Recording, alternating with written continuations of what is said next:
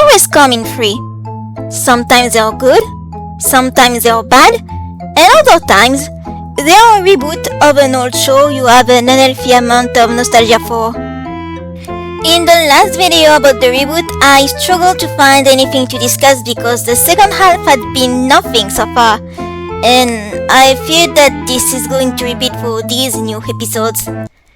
In fact, it's so nothing that the introduction for this video should be fairly short. We start with what is seemingly a Flora episode as her parents are called at Althea in order to cleanse the residue of Vix's negative magic. During which turns out that the pink alpacas have vanished and the Winx have to go looking for them. It turns out to be a trap set by Ribbon by order of Vexius. The group confront him, but they realize he's under the negative influence of Vexius' spell. So Musa motivates him to break from the spell, and boom! Ribbon is back to normal, but he feels guilty about what he did, so he runs away. Oh, and Flora resolved a minor non-existent conflict for her parents too, I guess. Then the girls and the boys are going to a fair. Raven is still avoiding them, but he finds himself accepting to work temporarily with the tricks so he can get back at Vexius.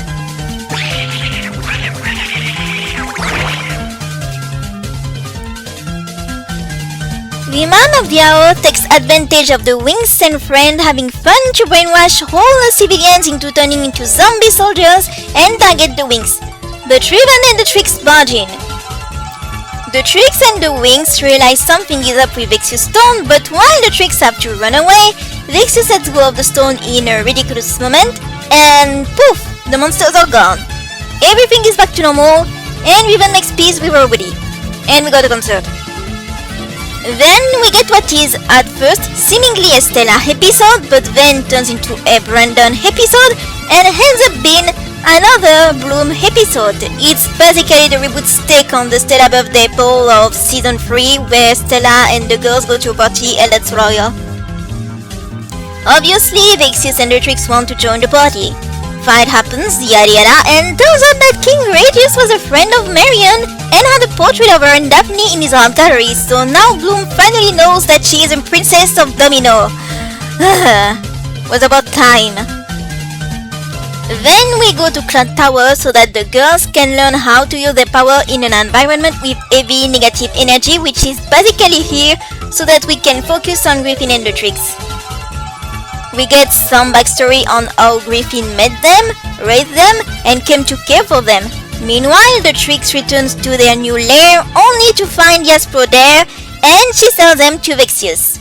Because, in case you didn't realize it yet, he's just a cheaper Voltor. He's about to send them in the Omega Dimension, but Griffin arrives to the rescue, but she gets sent in the Omega Dimension instead. We then move on to another arc where Althea is on a lockdown and everyone is tracking down Vexius and Damien, but Bloom doesn't want Damien to be punished because he is her brother, so he has to be good, because she said so. And she and the Winx go to Domino. Meanwhile, Jaspro tells the Tricks that Vexius is going to Domino, so they go there as well. Vexius and Damien are looking for a place called the Dragon's Lair, and it's basically episode 21 but cheaper. Again, a fight breaks out during which Bloom and Damien find themselves isolated, so while the Winx are having a fight to the death with Vexius and his pets, Bloom and her bro get a little tower from Daphne, who tells them about how she managed to send Bloom to Earth, but somehow, when it came to Damien, Vexius found the time to kill her and kidnap him. Damien doesn't buy it, and me neither. And the girls are all captured by Vexius, but have no fear, the specialists are here! Remember when they were mostly there to just be useless and incompetent? Remember? Do you remember? And the Tricks too! They take the stone and it goes full Kuwagumba, so now Vexius, Damien and the Tricks are stuck in the Omega Dimension. But the Winx and specialists escape thanks to Flora. However, now Bloom wants to go there because her twin is stuck there, so they just do that. They have a portal opening to the Omega Dimension and try to maintain it open so that they can do a quick round trip to get Damien and Saladin and Griffin too, I guess. And all that without magic. After many misadventures on their way there, including the classical waterfall, they find Griffin and Saladin, but Bloom insists they go for Damien, and they eventually find him fighting monsters to defend Vixius, who is beginning to regret all of his life choices. I actually didn't expect Vixius to be somewhat relatable. Huh. Anyways, when he sees Bloom, he goes red like an ox and turns into a monster. The girls use the power of the Dome of Light to use their magic fully, and eventually they find a way to escape from the Omega Dimension with everyone on board thanks to Faragonda. But Vixius won't let go, and so we head to the final battle of Mid. During this fight, Bloom gets badly injured, and it's all it took for Damien to finally recognize her as his sister and rebel against Vixius. So now that he's good, he turns into a fairy! Enjoy it, because it's literally the last time you see him use his power since he gives up his half of the dragon flame and give it to Bloom so that she can blast Vixius away. The door of the Omega Dimension finally closes, imprisoning him forever, and then the Trix escapes while teasing the Winx about how they found a suspicious crystal in the Omega Dimension. Everyone parties, Damien decides to leave to find his true self, Kiko comes back to life, and we get more evil foreshadowing. Stay tuned for season 2! I'm not gonna lie, making a summary of this part was even harder than I expected, seeing how this part of the reboot was even more nothing than the last one. The only thing I sort of enjoyed was the lore for the Trix and Griffin. The rest was basically lackluster, and that's being generous. But let's break this down.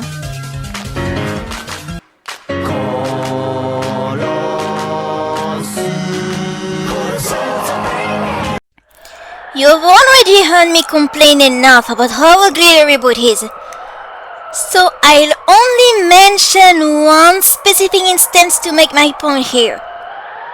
In the ball episode, the Trix have to disguise themselves to enter the party, and it looks like this.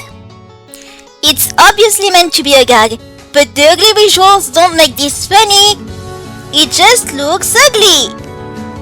And no, I'm not gonna waste my time discuss the switch to a 2D-ish, 3D-ish regular Academy style animation for the flashbacks in this part of the reboot since it's allegedly using AI filters. But if you do care about that part, then pause. Here are all my problems listed below. Let's move on.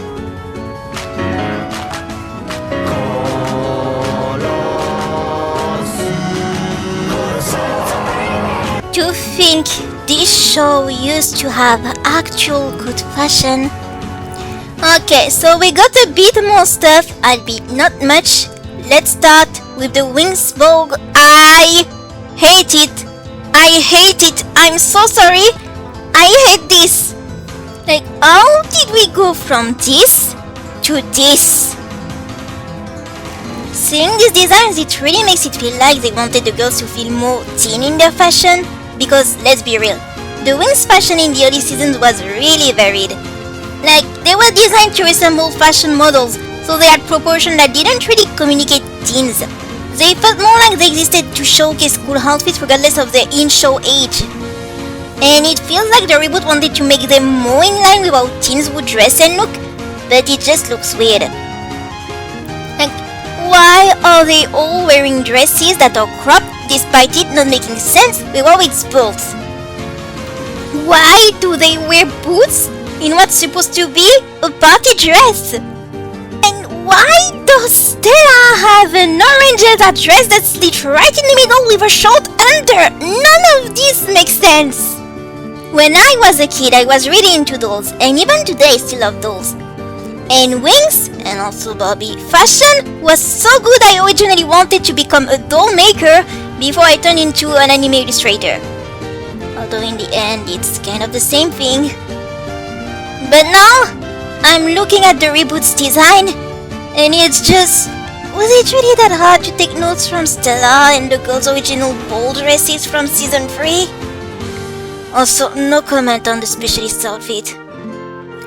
I don't have anything to say about the Winx expedition outfit outside of being tired they show on pink every chance they get. I am tired of companies feeling forced to show on pink because it's a show for little girls. Did you know that back then, pink was associated with masculinity and Jesus used to be mainly depicted wearing pinks and reds? The Aspro's full witch form is now properly visible and unsurprisingly, it is just as bad as I expected. And now, Damien. So, Damien got a fairy form and I'm genuinely sorry that I have to burst your excitement over finally getting a proper, relevant male fairy for the first time. But this is so nothing! Seriously, I know Winx doesn't know how to make magical boys design works, but we deserve better than a sport uniform. In my own rewrite ideas for Damien, I'd written off the idea of making him a fairy because I'm tired of needing every character that turns to the light to be a fairy and not being able to continue to use dark magic. But I still tried to make a quick fairy design and oh look! It really wasn't that hard, was it?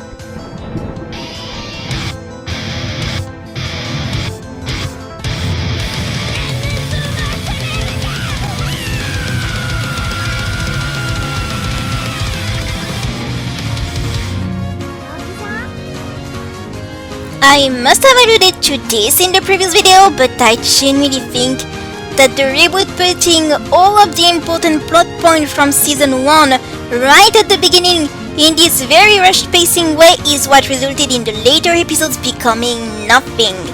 Again, instead of a natural progression from a slice of life magical girl adventure show that slowly builds tension, we got a weird mishmash of random slice of life episodes thrown in randomly after intense action.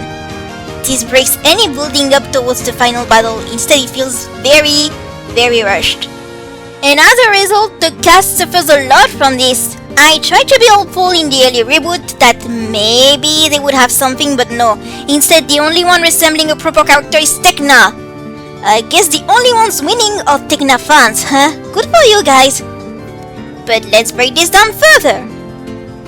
Flora had always been rubbed a little under the rug as a character in the early seasons, and part of why I actually prefer the relationship with Elia is because it gave her something to do. Here now! She's reduced to the supportive friend that has nothing going on and they don't even try to do something with it. The episode that is supposed to be dedicated to her seems to suggest that Flora and her parents have some conflict in regards to how they act all cuckoo gaga in front of her, and she feels embarrassed by this. I thought this would be the main conflict of this episode, her parents being overprotective of her to the point of infantilizing her, and her proving herself to them in this episode by finding the solution and solving a problem they could not, but no. Instead, this goes out the window. And the one who finds the solution is freaking Bloom! Bloom! Even though they give Flora a lot of lines and make it seem like she's more active in this episode, she virtually doesn't do anything. The season 1 Flora dedicated episode had a similar problem, but this one is even worse, because even that episode let Flora do something for a moment. Musa and Aisha got nothing because their episodes got hijacked by Bloom's side plot, but the way the reboot handles the love interest isn't any better. Seriously, what is Nabu doing here? On that note, I'm going to stop for a moment and just say that I find it strange that a fandom that loves villainous characters like the Trix and Balto cannot properly criticize character conflict, because I'm convinced that this is what led up to the sanitization of Riven and Sky. I've been complaining about Riven enough already, but this character progression makes no sense. He feels bad for betraying his friends, but he has no qualms working with the Trix, people who have harmed his friends several times, just to get back at Vexius. And mind you, this is literally one episode after he was freed from Vexius' influence. Hoji Riven had problems, but the problem was never that he wasn't a perfectly healthy guy. You need to distinguish a morally good character from an interesting one. Those are not the same. Riven was messy, but that was what made him interesting. The issue with Riven in the original show was that it was clearly designed to appeal to the crowd that likes more edgy characters, the jerk rival of the group. And in order to retain that appeal, they had to undo and redo his character arc every season.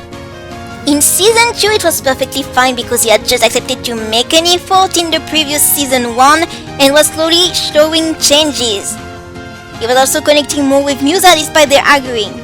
In season 3 he doesn't do anything outright bad outside of having a bitter tongue and not being a perfect boyfriend, but he didn't actually do anything bad. And then season 4 happened and it just went downright ever since. And this version of Ribbon is basically an embodiment of the big issue where they need him to do bad things, but they don't want him to be labeled as toxic anymore. So he needs to do these bad things, but only as in so far as he has a good excuse. In short, they basically wrote him like how they wrote Sky in the early seasons.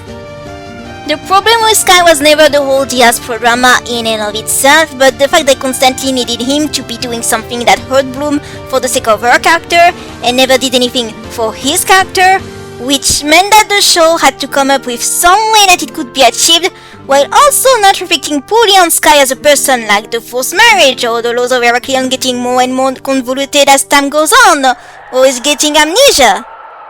And it always frustrates me when a story presents a character as living a tragedy but it doesn't serve their character and instead it serves another character entirely.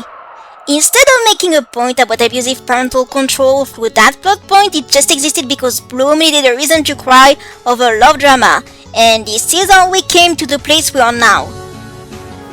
The difference is that even in season 1 Bloom was still allowed to have emotional struggles, but here she can get with Sky perfectly fine, but too much of an emotional struggle. No public humiliation, no being lied to and feeling unfit to face the real world. No, it's just, I'm sad that the guy I have a crush on is already dating someone. And a few episodes later, that is already solved. I thought that maybe the reboot would actually dwell more into the idea of deconstructing Sky as a charming prince archetype, but I guess it's my fault for having expectations. And no, just because Jasper is likely to be a recurring antagonist in the clearly alluded to season 2 isn't giving me any hope about the ending of Sky or Jasper as characters. Stella's struggles are literally recycled from the later season where she tries too hard to please both of her parents. That would be fine if it wasn't something we had gone through too much and it didn't feel like they were ready to change the Luna Radius divorce based on this poor episode. But outside of that, her main conflict of her relationship with Brandon ends up feeling like a Brandon thing exclusively and less of a mutual problem. Not only that, but the indie episode in question, he worries about her not liking him in a boyfriend-girlfriend way, despite the fact that this problem had already been solved in episode 10. This leaves us with Bloom. Oh, Bloom. I thought that maybe a reboot Bloom would have a bit more to her character, but no. It's literally the same thing over and over again. She's yet another version of Bloom that corresponds better to what people thought early Bloom was. Yes, she's the protag and the show was always focused on her arc specifically, her quest for family and true origins, but other characters were allowed to have something. You still had cases of characters having drama more for the sake of her character than theirs, like Sky and Jasper for example, but this issue was applicable to most specialists, save maybe Riven. The girls still had their own thing going on, but here, every episode ends up being attacked by Bloom in some ways. Aisha's episode is stuck with a Bloom side plot. Musa's episode is stuck with a Bloom side plot. Flora's episode is not letting her shine, but Bloom finds the solution instead. Stella's episode literally ends with Bloom being the focus of attention. She is no longer allowed to have flaws or to be a messy character like she used to be. No, instead she is a perfectly fine, happy-go-lucky girl, and the initial flaws that she seemed to have, like a lack of self-confidence and not fitting in, really just vanish. Like, boom, it's gone. She is no longer allowed to struggle like how she used to. Now, instead of having to struggle to be, a proper fairy or to be with Sky, it just happens again. And don't get me started on the Omega Dimension arc, because you are telling me that no one cared about going there when Saladin had been stuck there for who knows how long? Same with Griffin, but when Damien gets stuck there, we have to get there because it's Bloom's brother? Like, wow, thank you guys! This is really hard to believe considering the devastating impact that Tekna having been sent there, with maybe no chance to ever be found again in Season 3 had on the whole group, and how Timmy and the girls still searched for her nevertheless and did everything to get her back. Do you realize how poorly it reflects on Bloom as a character?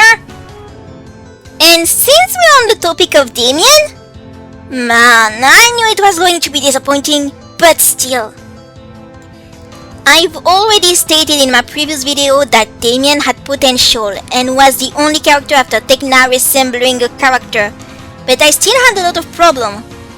One of them is how the group insists on thinking he's good despite having rejected them several times, and even they themselves been hostile to him on instances, and yet we still need to go through with it, and it's not because Damien does anything particularly good. It's literally just because he's Bloom's brother and nothing else. That's the only reason. She only cares about him because they are twins, and they can't punish him for his crimes because he is her twin, so he needs special treatment. But even then, Damien's conclusion is disappointing. I don't particularly mind his choosing to explore the world to find who he truly is, but I hate that they had to have him sacrifice his power and give them to Bloom as a proof of his goodness. Literally, what was the point of creating this character if this is how you treat him? Genuinely, what was the point? I'm going to stop there. There's really nothing else to discuss, and believe me, I could complain about more of the random stuff happening right at the end, but I don't have the energy to. The only thing I sort of liked was the Trix and Griffin's backstory, but even then that has issues. One of them being the whole tempting them into the darkness by voices. I don't have an issue with it on principle, but I'm wondering what new villain this is going to be. I genuinely find it sad that they removed all ties, at least seemingly, between the Trix and the three ancestral witches when it was an important plot point, and it was kind of like essential to their character and power themes. And maybe these voices are the three witches, but I doubt it. I'm pretty sure it was a man's voice, so there's more chances they either create a new version of Darka, or it's just Valtor. Again.